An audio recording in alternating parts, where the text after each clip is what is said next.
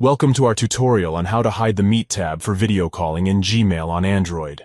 If you're not a fan of Google Meet or you simply don't use it often, you might want to remove the Meet tab from your Gmail app.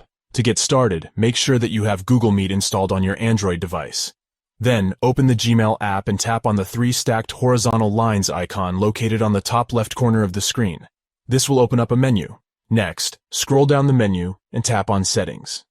This will take you to the settings page of your Gmail app. Choose the account that you want to modify by tapping on it. Scroll down the settings page until you find the Meet section. The Show the Meet tab for video calling option should be the first option in this section. If the option is turned on, tap on it to turn it off. This will remove the Meet tab from your Gmail app.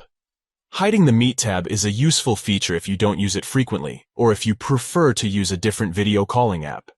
Removing the Meet tab can also help declutter your Gmail app and make it easier to navigate.